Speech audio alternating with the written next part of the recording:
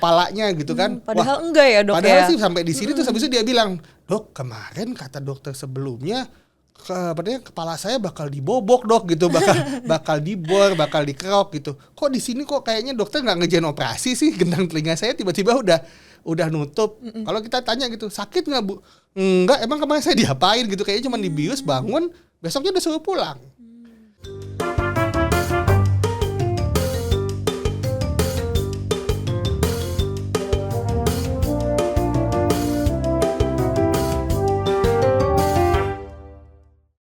Halo sahabat RSUI, kembali lagi di RSUI Talk Podcast, edukatif, informatif, dan inspiratif. Saat ini sudah hadir bersama kami Dr. Fikri Mirza Putranto, dokter spesialis telinga hidung tenggorok, kepala dan leher subspesialis neurologi dari RSUI. Langsung saja kita sapa, halo dokter, apa kabarnya? Baik, Mbak Alfi, apa kabar? Alhamdulillah sehat juga nih dok. Alhamdulillah, saya juga sehat. Baik. Hari ini kita akan bahas topik yang sangat dekat dengan kehidupan kita sehari-hari nih, khususnya bagi sahabat RSUI ya dok ya, yaitu terkait keluhan, jika memiliki keluhan pada pendengaran. Dan topik ini juga menjadi penting diketahui oleh keluarga dan orang tua dari sahabat RSUI sendiri. Topiknya apa sih? Topiknya ini operasi telinga minim invasif. Izin dok, baik kita akan bahas nih dok terkait operasi minim invasif. Dok, izin boleh tahu gak sih operasi minim invasif itu apa sih dok?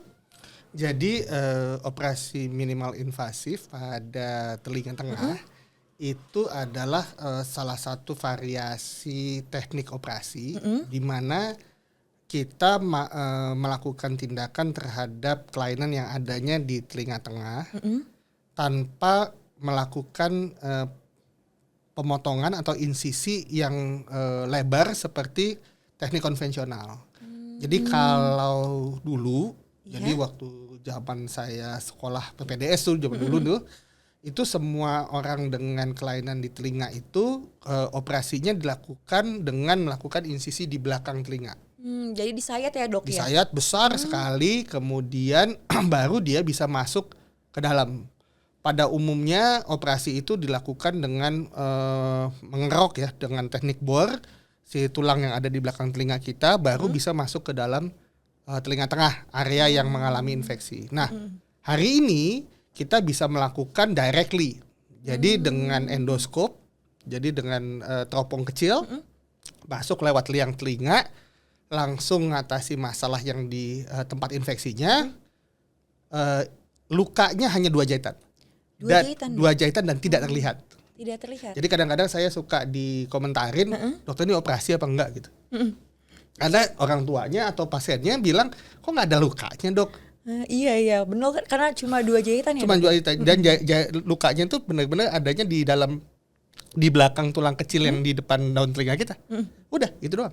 Jadi benar-benar tidak terlihat ya dok? Tidak, sangat tidak terlihat. Jadi terutama misalnya yang paling dapat manfaat dengan cerita ini tuh misalnya adik-adik kita SMA yang mau masuk ke militer, kemudian ternyata ada infeksi lama yang kondisi gendang telinganya bolong, itu bisa dalam waktu hari ini tindakan, besok pulang, within 2 minggu gendang telinganya udah pulih lagi dok dalam 2 minggu. Iya, dan seakan-akan tidak ada operasi. Hebat banget dok, berarti benar-benar gak ada pemulihan yang lama kayak teknik konvensional dok. Betul. Tapi kalau misalkan secara signifikan nih dok, perbedaan antara yang konvensional dengan yang minim invasif ini apa aja nih dok? Baik, yang pertama tadi tentu satu minim sayatan. Minim sayatan. Efek dari minim sayatan itu adalah jadi kalau kita melakukan sayatan di belakang telinga, maka daun telinga kita itu ada saraf yang jalannya dari belakang menuju daerah belakang daun telinga. Kalau kita lakukan sayatan di sini, maka daun telinga kita itu pasti akan baal. Berapa lama? 3-6 bulan. 3-6 bulan dok. Kadang-kadang disertai seperti rasa kesemutan. Jadi ada yang jalan semutan waktu proses saraf itu nyambung. Itu satu. Yang kedua, teknik dari belakang telinga itu seringkali akhirnya membutuhkan tindakan namanya mastoidektomi. Jadi ngebor tulang di belakang ini. Kalau memang dibutuhin oke. Tapi kalau misalnya tidak, itu juga akan jadi morbiditas buat pasien, gitu ya. Yang ketiga adalah tadi seperti Mbak Alfi bilang, lama prosesnya. Jadi perawatan rumah sakit minimal 5 hari, kemudian penyembuhan lukanya minimal 2 minggu, gendang telinganya numbuh lagi minimal 1 bulan. Nah itu semuanya yang terjadi pada waktu zaman dulu nih. Jadi sampai saya selesai sekolah, itu yang biasa common dilakukan. Dan kadang-kadang hari ini nih, yang bikin pasien-pasien kita datang terlambat juga karena itu. Takut. Nanti dibobok kepalanya gitu kan. Padahal enggak ya dok padahal ya. sih sampai di sini terus habis itu dia bilang, "Dok, kemarin kata dokter sebelumnya kepala saya bakal dibobok dok gitu, bakal dibor, bakal dikerok gitu. Kok di sini kok kayaknya dokter nggak ngerjain operasi sih, gendang telinga saya tiba-tiba udah nutup." Kalau kita tanya gitu, "Sakit nggak Bu?" "Enggak, emang kemarin saya diapain gitu, kayaknya cuma dibius bangun, besoknya udah suruh pulang." Gitu. Jadi banyak sekali keuntungan dari teknik minimal invasif ini untuk tata laksana kasus telinga tengah. Nah berarti dok, kalau untuk penyakit apa aja sih dok yang bisa dilakukan operasi minim invasif ini dok? Baik, jadi kasus-kasus yang sudah kita kerjakan di sini tuh kita mengerjakan teknik minimal invasif ini. Jadi kita mengerjakan kasus operasi telinga di RSUI itu 7-10 kasus per minggu. 7-10 kasus tuh? Ya. Beragam tuh dok ya? Nah 70% kasusnya itu pakai minimal invasif. Minimal invasif. Gitu ya, jadi kalau memang dia infeksinya memang meluas ke tulang di belakang sini, sampai hancur, sampai busuk di sana, ya terpaksa kita buka. Tapi kalau umumnya kasusnya justru cuman di dalam telinga tengah. Jadi cukup dengan minimal invasif dia sudah selesai kasusnya. Nah keunggulan dari kita ada di RSUI ini adalah kita punya CT scan yang bagus dan tim radiologi yang bagus. Jadi identifikasi masalahnya itu kita sudah tahu nih dari sebelum operasi. Oke, saya mau ngerjakan misalnya hanya gendang telinganya aja ditutup. Itu bisa pakai minimal invasif. Atau gendang telinga ditutup sama nyambung tulang pendengaran. Oh itu bisa dok, menyambung tulang pendengaran itu minimal invasif dok? Itu minimal invasif. Wah hebat banget sih dok, kayak ternyata nyambung tulang pendengaran kan gak kelihatan ya dok, kecil banget dan ternyata lebih bisa. kecil dari ujung kuku saya. Betul ya dok, itu bisa minimal invasif dok. Itu sayatannya bisa cuma 2. Iya. Wow, ini cuma baru 1 kasus ya, belum kasus-kasus yang lain ya dok. Terus kita juga pernah dapat misalnya gendang telinganya utuh. Anaknya gangguan, ini kasusnya anak umur 11 tahun gitu ya, 6 bulan pendengarannya makin jelek, ternyata di dalam tulang pendengarannya putus, tapi gendang telinganya utuh. Jadi itu kita sambung, kemudian dalam waktu 1-2 bulan pendengarannya balik normal. Berarti teridentifikasinya itu dari radiologi dulu ya? Ya, jadi dari tes pendengaran tentu, tes pendengaran, sama radiologi.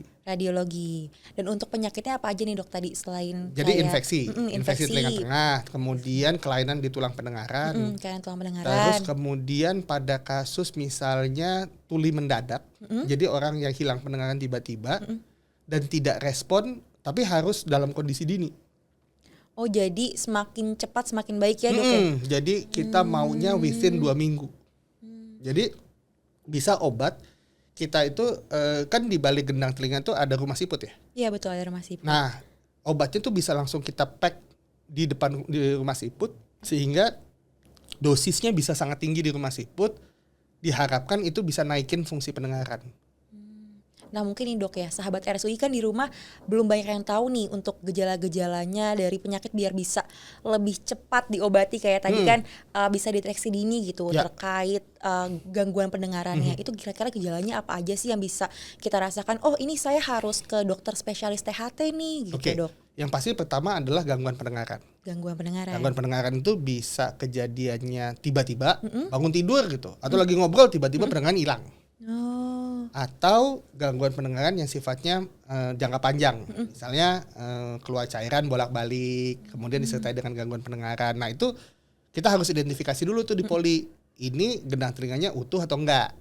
Kalau bolong, artinya kan tentu kita harus tutup dong. Kalau enggak, obat-obatan enggak menyelesaikan masalah, gitu kan. Terus yang ketiga tadi, gejala-gejala gangguan pendengaran yang juga bisa disertai dengan gangguan keseimbangan. Jadi misalnya tadi tuh bangun tidur tiba-tiba pusing berputar. Oh, pusing berputar. Aduh. Muntah hebat, telinga berdenging. Nah, itu adalah ciri kelainannya adanya di telinga. Dan itu kalau didiagnosisnya terlambat, gangguan keseimbangannya mungkin bisa perbaikan, tapi gangguan pendengarannya menetap. Jadi cacat. Jadi harus segera betul-betul ditangani Ya. ya dok ya. Setelah dia merasakan ada gejala langsung harus datang ke rumah sakit ya dok ya. Betul gitu. Karena yang paling repot adalah kalau yang terakhir tadi tuh. Kalau yang pertama misalnya infeksi. Iya. Itu prosesnya lama. Biasanya kecil, kemudian makin gede makin Terasa turun lah ya. pendengarannya. Iya, betul. betul. Tapi kalau yang akut tadi, yang tiba-tiba itu bisa masa penyembuhannya itu idealnya di bawah 2 minggu, maksimal 1 bulan. Nah jadi repot kalau misalnya udah keburu dipegang sama yang salah diagnosis. Jadi bisa pengobatan 2 minggu, 3 minggu, sampai di kita kadang-kadang sudah lebih dari 3 bulan. Kita udah nggak bisa ngapa-ngapain tuh kalau udah kayak gitu. Tapi kalau misalnya dia datang di window periodnya 2 minggu, banyak yang bisa dikerjain. Jadi buat sahabat RSUI kalau misalkan ada yang sudah merasa gejala-gejala yang tadi sudah dokter sebutkan ya dok ya, bisa langsung datang untuk konsul ke RSUI ya dok ya. Dan seharusnya hari ini jangan takut. Jangan takut ya dok. Iya karena kalau dulu kan wah ini dibuka di belakangnya, kemudian pakai bor, kepala saya nanti dibor gitu. Kalau hari ini enggak. Karena apa? Karena yang dibutuh dibor itu memang justru kalau sudah busuk. Tapi kalau misalnya kelainannya hanya di telinga tengah, kita cukup dengan minimal invasif dan hasilnya oke. Berarti nih dok, kalau misalkan detail proses operasi minimal invasif tuh kayak gimana sih dok? Oke. Jadi proses minimal invasif itu kita nanti akan pakai teropong. Kemudian nanti gendang telinga itu yang bolong, tadi misalnya kasus yang paling banyak kan kasus infeksi gitu ya. Kasus infeksi. Jadi misalnya ini gendang telinga, ini kulit gitu ya. Yang bolong itu nanti kita singkap. Si kulit sama gendang telinga yang bolong kita singkap. Kemudian kita ngambil selaput dari tulang rawan di sini. Kemudian kita sisipin di sana, jaringan infeksi di dalam kita bersihin, tutup, selesai. Oh, berarti makanya tadi minum sayatan. Betul. Waktunya juga kalau misalnya yang murni hanya gendang telinga bolong, itu bisa cuma 40 menit saya kerja. Berarti waktu pulihnya kira-kira berapa lama tuh dok? Tadi kan dokter sempat bilang cepet ya. Iya, besoknya boleh pulang. Berarti tindakan hari ini besok pulang ya dok ya? Besok pulang. Terus 1 minggu kita yang mungkin ada 2 jahitan di sini mesti kita cabut. 2 minggu gendang telinga udah jadi. Berarti proses pulihnya itu 2 minggu ya dok? 2 minggu tuh hanya menunggu gendang telinganya nempel aja. Jadi kalau kira-kira untuk proses pulihnya dan apa yang harus sahabat RSUI dilakukan nih kalau misalkan melakukan tindakan minim invasif ini dok? Sebenarnya sih yang satu karena kita kan ini cangkok ya. Jadi yang penting nggak boleh batuk pilek. Nggak boleh batuk pilek. Yang kedua adalah kalau ada rencana bepergian, terutama terbang, itu kita minta jaraknya sebulan. Oh jadi sebulan setelah atau sebelum ya dok? Jadi maksudnya habis operasi, jangan terbang dulu sebulan. Jadi memang untuk menghindari ini jadi tekanan gini, ya dok? Jadi kalau misalnya kita terbang, itu kan kadang-kadang kuping kita rasa budak tuh. Itu sebenarnya gendang telinga kita ketarik. Nah kalau dia bekas dicangkok, baru misalnya 2 hari gitu dicangkok, takutnya cangkoknya lepas. Gitu. Jadi jangan terbang dulu sebulan. Lebih dari sebulan, bahkan lebih dari 3 bulan, yang tadinya nggak boleh berenang, boleh berenang. Jadi setelah operasi itu ya udah pulih lagi ya dok, gendang telinganya ya dok ya. Oh, kalau misalkan nih dok, kasus di RSUI yang paling menurut dokter nih paling berkesan lah buat dokter tuh apa sih dok? Ya, kasus-kasus di RSUI itu yang paling menurut saya pada kasus infeksi telinga itu adalah ketika pasien keluar dari poliklinik kita, itu bilang jadi ada beberapa kasus gitu ya kemarin datang ke kami itu dengan gangguan pendengaran berat. Kemudian kita pasang dengan teknik endoskopi, kita pasang gendang telinga baru, kita pasang tulang pendengaran baru sama dia. Terus dia cerita, dok, puasa tahun ini saya bisa dengar orang di musola depan rumah saya ngaji. Alhamdulillah ya, yang tadinya saya nggak tahu itu ada bunyi-bunyian gitu, karena memang gangguan pendengarnya seberat itu gitu loh. Atau dok, saya bisa, mungkin rumahnya petak gitu ya, saya sekarang bisa dengar tetangga saya TV-nya nyala dok. Jadi sampai seberkesan itu ya. Dan itu yang tahu masalahnya cuma pasien. Karena gangguan pendengaran atau tuli itu adalah, saya selalu bilang, dia adalah hidden disabilities. Kalau kita, mohon maaf nih, diamputasi tangan kaki, orang lain tahu. Iya bisa kita kelihatan, tapi kalau pendengaran ya dok Betul, ya. kalau mohon maaf Anda gangguan penglihatan, Anda nggak baraba, orang lain tahu. Tapi nggak ada yang tahu kalau Anda mungkin mohon maaf ada salah satu di antara kita yang gendang telinganya bolong. Paling mohon maaf nih, Iya. dijadiin bahan bercandaan. Nggak nyambung kalau ngomong sama lu gitu. Gitu kan? Kenapa? Karena orang nggak ngeliat bahwa dia sakit sebenarnya. Padahal itu bisa salah satu gejala ya dok ya. Ya, karena memang Iya. dia susah buat mendengarnya gitu loh. Kayak gitu-gitu. Nah, juga pada kasus anak-anak. Itu yang juga biasanya pada infeksi telinga itu juga jadi masalah. Jadi bisa kadang-kadang misalnya gini. Dok, ini kok di sekolah susah ya dok diajak ngomong sama gurunya.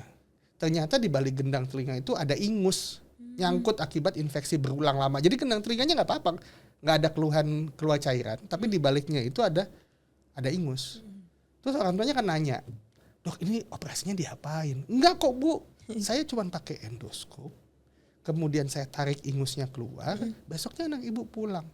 Karena kan kita stigmanya nih orang-orang kalau operasi berarti ada sayatannya nih dijahitnya lama, terus Iya. prosesnya lama, Sakit. sakit, pulihnya harus berminggu-minggu, Iya. bahkan ada yang berbulan-bulan ya dok ya. Iya. Kalau misalkan yang konvensional ini ya dok ya. Betul. Dan tadi kan dokter sempat singgung nih, ada tindakan yang tadi tuh endoskopi ya dok ya. Betul. Nah kalau tindakan-tindakan ketika minim invasif itu apa aja sih dok selain tindakan endoskopi ini dok? Ya itu pertama tindakannya yang pasti alat yang dipakai endoskopi. Endoskopi, Terus habis itu bisa cuman pasang gendang telinga saja. pasang gendang telinga saja. Kalau pasang gendang telinga itu dijahit gak dok? Enggak.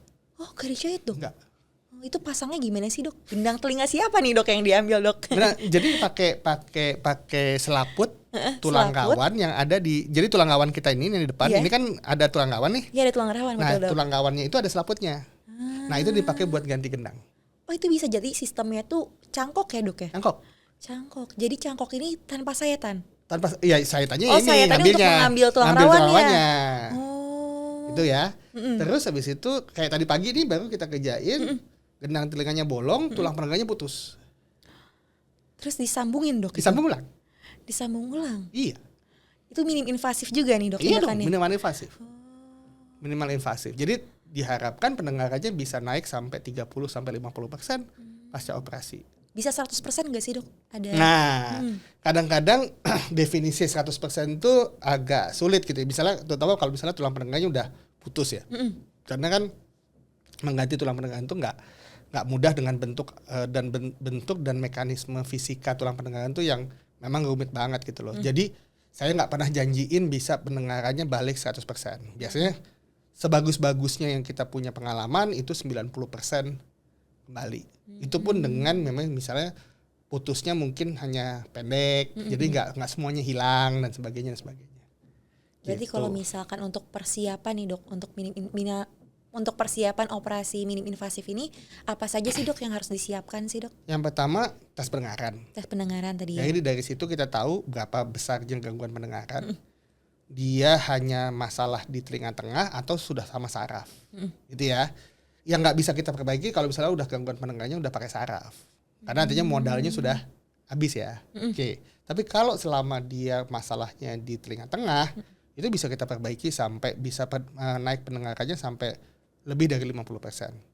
Sampai 50% ya dok? Lebih ya? dari 50%. Lebih dari 50%. Dari Kalau 50%. misalnya tadi tuh gendang telinga udah ditutup, tulang pendengarannya sudah diperbaikin, itu bisa naik dari lebih dari 50%. Kemudian yang kedua adalah CT scan. Jadi tadi kita cek fungsi, yang kedua cek anatomi. Di mana sih kelainannya? Oh, kelainan. Jadi nanti waktu sebelum operasi itu sebenarnya kita udah tahu nih. Oh, ini besok kita mau operasi cuma pasang gendang telinga. Oh, ini kita besok operasi mau pasang gendang telinga sama perbaikin tulang pendengaran. Oh, ini terpaksa besok kita ngebor. Gitu ya. Kenapa? Karena jaringan infeksinya udah luas banget sampai belakang. Kita informasiin tuh sama pasien bahwa ini terpaksa tidak bisa pakai minimal invasif. Ini masih pakai konvensional. Berarti nih dok, semua pasien ini bisa operasi minim invasif gak sih dok?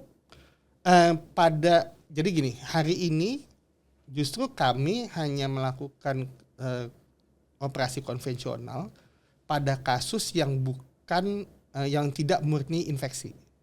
Tidak murni infeksi. Jadi misalnya ada kista. atau ada tumor di tulang di belakang telinga, ya itu mau nggak mau terpaksa masih diangkat dong. Iya betul. Karena nggak akan nyelesain infeksinya kalau si tumornya atau kistanya nggak diangkat. Tapi kalau dia murni infeksi di telinga tengah, itu bisa kita kerjakan dengan minimal invasif. Oh, jadi memang sekarang nih udah hampir seluruh pasien, nah kecuali dengan case-case tertentu ya di RSUI kita udah pakai minimal invasif. Betul, ya dok ya. karena kan memang di RSUI ini kan salah satu rumah sakit rujukan dengan coverage area kami itu kalau untuk kasus operasi telinga itu bisa sampai Ciawi.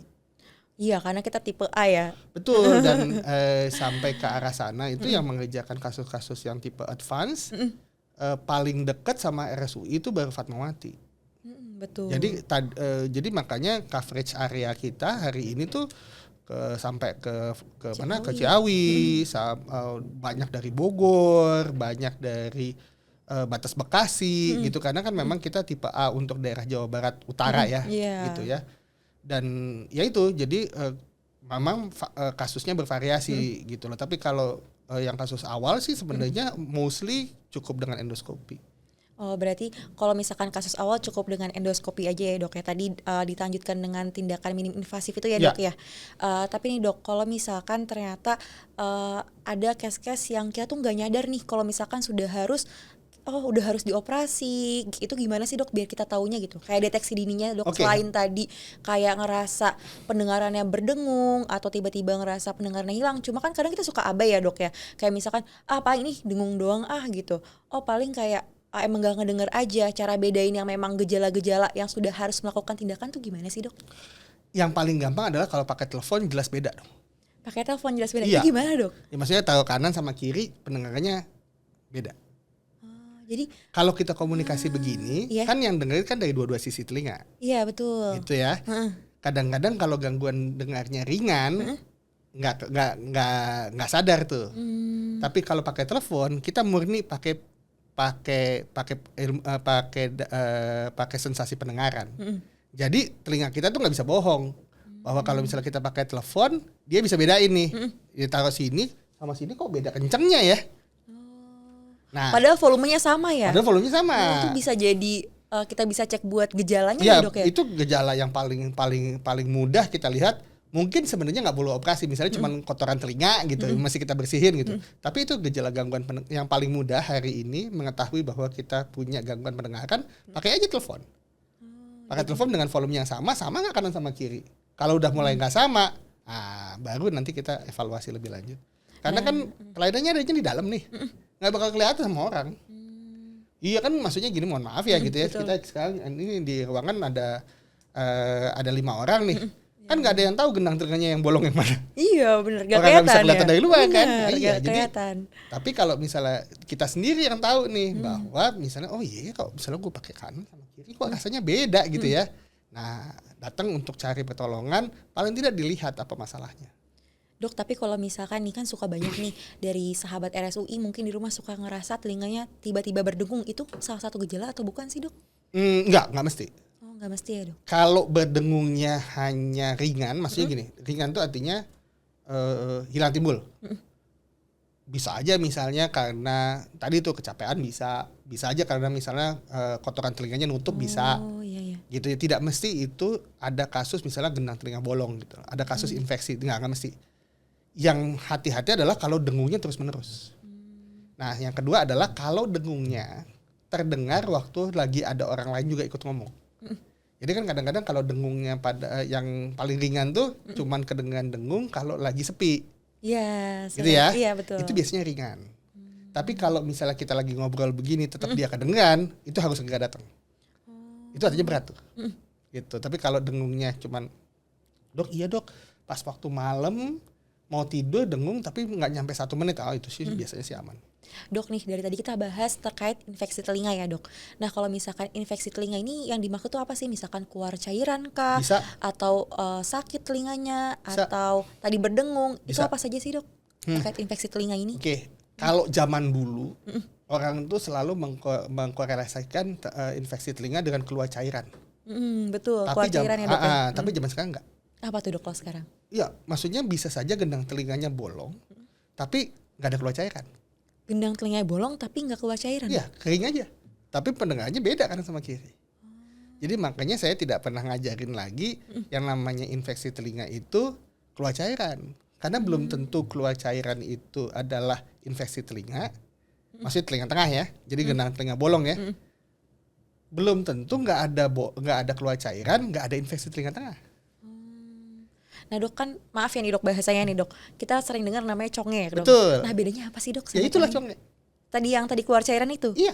Jadi yang namanya infeksi telinga tengah itu bahasa awamnya conge. Tapi bedanya conge sekarang sama zaman dulu adalah kalau zaman dulu pasti kelihatan meler di sini. Oh iya. Tapi kalau sekarang enggak. Oh kenapa sekarang beda dok? Ya sekarang higiennya bagus, gizinya bagus, ada antibiotik. Jadi nggak sempet jadi infeksi yang kayak zaman dulu. Jadi gizi ini berpengaruh ya dok terhadap Ngaruh. pendengaran juga Iya. berpengaruh dok? Ya zaman dulu misalnya orang banyak misalnya mandi di kali. Ya itu kan juga mempengaruhi. Hygiene-nya nggak bagus ya, Hygiene-nya dok, nggak ya? bagus dong gitu kan. Jadi artinya kumannya pada masuk kan ke kuping yang pada waktu itu sebenarnya genang telinganya bolong. Kalau sekarang kan enggak. Karena sekarang kan orang udah mandi udah normal, hygiene-nya bagus, ininya bagus. Nah, jadi bentuk infeksi telinga tengahnya berbeda sama infeksi telinga tengah zaman gue SD dulu gitu. Jadi udah nggak harus netes dulu ya? Itu yang bikin orang selalu denial. Bener. Oh nggak ada kok, nggak ada infeksi kok. Iya, Kenapa? Nggak ada yang netes, nggak ada keluar cairan. Nah, cuman enaknya hari ini adalah kita punya kalau zaman dulu periksa telinga itu cuman dokter sama Tuhan yang tahu. Kadang kan pakai otoskop. Oh iya bener pakai otoskop. Betul kan? Iya betul. Diintip gitu tuh habis itu nanti ngomongnya dokternya cerita, "Dok, Pak, Bu, ini gendang telinganya bolong gina gitu kan." Kalau sekarang enggak. Di poliklinik pun kita ada endoskop.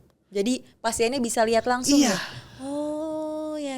Jadi itu yang bikin pasien ngerasa oh ternyata ini yang perlu ditindak. Oh Iya. ternyata ini tindakannya. Tapi kalau misalkan ketika melakukan tindakan operasi minim invasif ini pasien dibius gak sih dok? Bius lah. Dibius Di ya, Dok? Indonesia kita beda dengan misalnya negara-negara India gitu ya. Itu mereka nggak dibius. Jadi biusnya biasanya cuma sedasi. Jadi cuma ditidurkan doang, tidak bius umum. Tapi di Indonesia nggak ada kita ngajarin kayak gitu. Karena operasi ini tuh kalau dibayangkan Mbak Alfi, lapang kerjanya cuma 1 senti. Iya kecil banget Lah kan. kan yang lihat telinga manusia kan kecil ya. Iya, betul. Bukan kalau yang gede yang telinga gajah ya. Iya dok. Jadi Beda yang lagi telinga dok. manusia kan kecil. Iya. Jadi nggak boleh pasiennya bergerak. Jadi kalau pasiennya nggak dibius, repot kita. Kalau pasiennya goyang-goyang, lapangan operasinya hilang semua nanti. Jadi Jadi pasien nggak ngerasa sakit juga ya dok ya? enggak. Jadi makanya pasiennya cuma ngerasa tidur, bangun besoknya suruh pulang.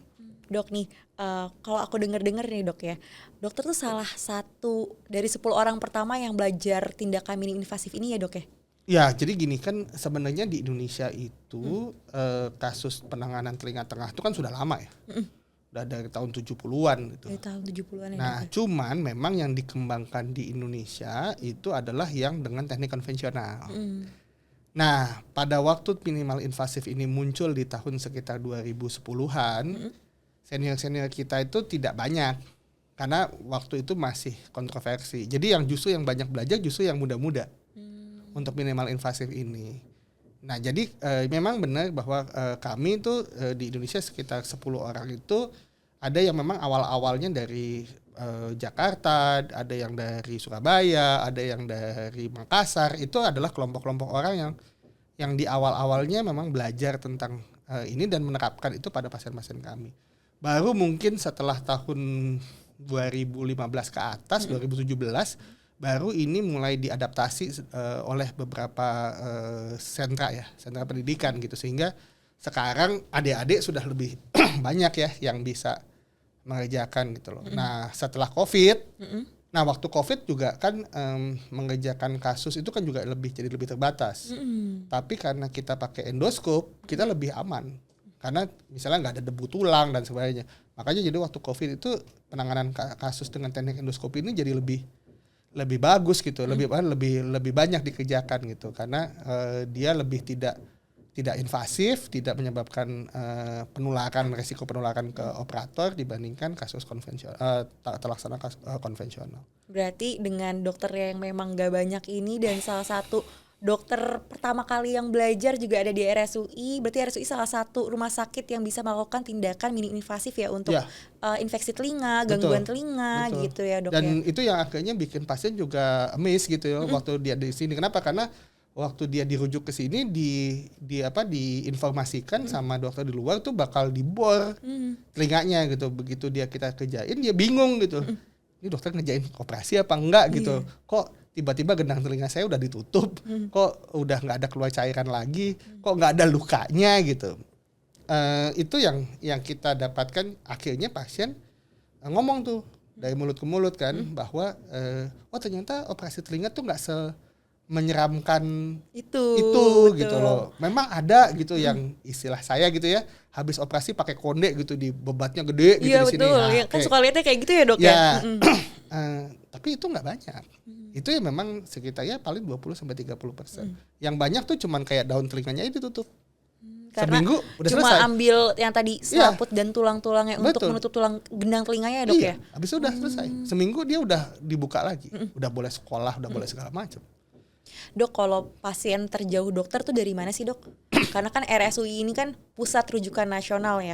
Jadi karena rumah sakit UI ini tipe A, jadi misalkan dari Riau atau dari Kalimantan itu bisa melakukan rujukan ke RSUI untuk Betul. BPJS. Ya. Kalau misalkan mau asuransi ataupun umum itu bisa langsung datang aja untuk konsultasi lebih lanjut dengan dokter spesialis THT kita ya dok Betul, ya. betul. Dan paling jauh kira-kira dari mana tuh dok? Tergantung ya. Kalau kan kita punya range tindakan ya. Iya betul. Kalau yang ini kan sebenarnya hari ini teman-teman di daerah juga semakin banyak yang bisa kerjakan. Jadi kalau kasus infeksi telinga paling jauh dari Sumatera. Dari Sumatera dok. Dari Sumatera ke Depok juga udah cukup jauh ya dok Betul. ya. Kalau kasusnya yang lain, contohnya misalnya implan kohlea itu bisa dari Sulawesi. Kalau implan koklea itu bisa dengan minim invasif juga, Nggak Dok? bisa. Kalau Nggak itu bisa memang ya, masih Dok, dari ya? belakang. Harus dari belakang ya, Ya, Dok? tapi kalau yang kasus minimal invasif ini, terutama pada kasus yang datang dari jauh tuh kadang-kadang kasusnya adalah penurunan pendengaran yang spesifik karena tulang pendengarannya putus, tapi gendang telinganya utuh. Gendang telinganya utuh. Iya. Jadi gendang seakan-akan nggak ada kelainan, tapi di dalam tulang pendengarannya putus. Nah, kalau misalkan tulang pendengarannya putus itu kita taunya tuh gimana sih, Dok? Dan kita apa sih yang kita rasain gitu? Sama-sama gangguan pendengaran, tapi nggak ada keluar cairan. Jadi gendang telinganya utuh dan biasanya kalau yang dengan tulang pendengaran putus itu biasanya progresif. Makin lama makin jelek dalam waktu 6 bulan sampai setahun. Jadi nggak langsung tiba-tiba nggak bisa dengar, Nah. tapi penururannya terasa gitu Terasa. ya, Dok ya? Jadi yang tadinya tuh masih cuman beda aja rasanya. Sekarang kalau orang bisik-bisik udah nggak dapet tuh. Kalau telepon saya terpaksa pakai sisi sebelahnya. Gitu. Beda dengan yang tadi tiba-tiba. Kalau tiba-tiba umumnya saraf masalahnya. Tapi kalau yang progresif itu biasanya masalahnya di sistem di tulang pendengarannya tuh yang putusnya. Nah, tadi kan dokter bilang nih, gendang telinga bolong. Kita sempat bahas itu dari tadi ya. Tapi kalau misalkan kita sebagai pasien, apa sih yang kita rasakan kalau misalkan gendang telinga kita bolong? Karena kan kita nggak bisa lihat ya. Ya. Kalau gigi kita bisa ngaca, tapi Ya. kalau telinga kan agak sulit ya dok. Betul. Gimana cara kita lihat? Oh, gendang telinga bolong gitu, nggak bisa kan ya Nggak dok? bisa, betul. Nah, kita rasainnya tuh gimana sih dok kalau gendang Satu telinga ya bolong pasti ini dok? pertama pasti pendengaran beda kanan kiri. Yang Pendengaran kedua beda. kadang bisa keluar cairan tapi mungkin hilang timbul. Jadi misalnya kalau lagi flu terus keluar cairan, tapi habis flu-nya hilang, cairannya hilang. Abis flu-nya hilang, cairannya hilang. Ya, jadi maksudnya nggak keluar lagi. Atau gatal hebat yang terus menerus, itu bisa juga diawali dengan gendang telinga bolong. Gitu. Jadi gejalanya bisa macam-macam. Ya itu tadi yang memang harus dilakukan adalah dilihat penyebabnya apa. Penyebabnya apakah memang masalahnya dari luar atau masalahnya dari dalam. Penyebabnya dari luar atau dari dalam? Ya, jadi misalnya kotoran telinga aja, atau sebenarnya masalahnya sih gendang telinga tadi yang bermasalah. Gitu. Tapi kalau misalkan terkait kotoran telinga nih, kalau kotoran telinganya banyak, ini salah satu infeksi juga gak sih dok? Enggak. Oh enggak. Jadi misalnya gini, salah satu penyebab kotoran telinga banyak itu bisa misalnya penggunaan earphone atau yang jangka panjang. Jangka panjang Ya, jadi misalnya sepanjang hari pakai earphone gitu di sini. Itu kan dia neken tuh kulit yang di sekitar lubang telinga. Nah, itu bisa bikin produksi kotoran telinga lebih banyak. Atau memang bakatnya produksi kotoran telinganya banyak.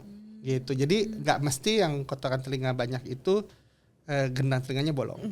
Tapi kalau misalkan tadi udah ada gejala kayak pendengarannya mulai turun, kemudian tadi udah mulai suka berdengung juga, Iya, ada keluar cairan. Nah, itu mulai udah harus periksa ya, Iya, Dok ya. untuk dipastikan memang asalnya dari mana, apakah dari luar atau dari dalam. Nah, mungkin untuk sahabat RSU ini di rumah yang mungkin merasakan gejala yang tadi kita bahas ya, Dok ya, atau mungkin ada orang tua, kerabat atau sahabat yang merasakan gejala yang sama, bisa langsung datang ke RSUI ya, Dok, untuk konsultasi ya, Dok. Iya, dan kita bisa lihat sama-sama. Kalau untuk jadwal dokter sendiri kita bisa update di website RSUI ya, Dok ya. Dan dokter kan bisa by appointment juga kalau misalkan untuk umum, kemudian punya asuransi. RSUI sudah bekerja sama dengan banyak asuransi dan insya Allah kita bisa langsung tindak lanjuti ya, Dok ya. Gimana tahapan selanjutnya, apakah konsultasi, kemudian tadi harus CT scan, dicek juga tadi oleh orang radiologinya, baru dilakukan tindakan ya, Dok ya. Insya Allah cepat ya kalau di RSUI ya, Dok ya. Iya, bahkan kita bisa bikin gini, misalnya kita ketemu misalnya di luar nih. Misalnya di luar RSUI, di tempat praktek saya di luar. Saya bisa bikin gini. Ibu datang nanti pagi CT scan, audio, kemudian tes pendengaran, siangnya ketemu sama saya. Jadi dalam satu kali datang, enaknya di RSUI itu adalah satu kali datang udah keluar tuh diagnosisnya apa yang saya mau kerjain. Karena semua datanya sudah kita kumpulin, terus habis itu pasien tinggal bikin sesuai dengan misalnya bisanya kapan. Kalau misalnya memang ada butuh tindakan bedah atau misalnya tindakan lebih lanjut di situ. Jadi salah satu yang kita biasanya saya promote untuk RSUI itu adalah karena simple gitu. Jadi orang tuh nggak usah datang 2-3 kali datang untuk melakukan diagnosis. Tindakan, betul. diagnosis itu tadi. Itu kalau misalnya dia sistemnya nggak kayak di sini, itu kadang-kadang misalnya gini, ini hari ini tes pendengaran dulu. Terus habis itu nanti CT scan-nya mungkin di rumah sakit luar gitu. Terus habis itu datanya mesti datang lagi. Iya, karena nggak punya CT scan. Tapi kalau di RSUI lengkap ya, Dok ya, udah ada CT scan-nya, Dok ya. Dan itu datanya langsung masuk ke sistem kita kan, sistem IMR kita kan. Jadi dokter operatornya bisa langsung tarik datanya, kemudian bisa langsung kita evaluasi nih, ini masalahnya di mana. Jadi langsung ketahuan lah kalau misalkan di RSUI dan ditindak dengan cepat ya. Nah, sahabat RSUI, jadi kita tahu kan kalau misalkan kesehatan telinga sama pentingnya dengan kesehatan tubuh. Jadi untuk sahabat RSUI, juga untuk orang tua, kerabat, jangan ragu untuk konsultasikan gejala-gejala yang sudah ada di RSUI ya, Dok ya. Baik untuk sahabat RSUI dan keluarga, jangan lupa untuk klik subscribe, kemudian aktifkan lonceng dan bagikan video ini untuk sahabat, kerabat, dan keluarga kalian. Saya Alfia Rashida sebagai host pamit undur diri. Saya Dr. Fikri, kita akan ketemu untuk kasus-kasus yang kita sudah diskusikan tadi. Oke, siap, Dok. Sampai jumpa di RSUI Talk Podcast selanjutnya.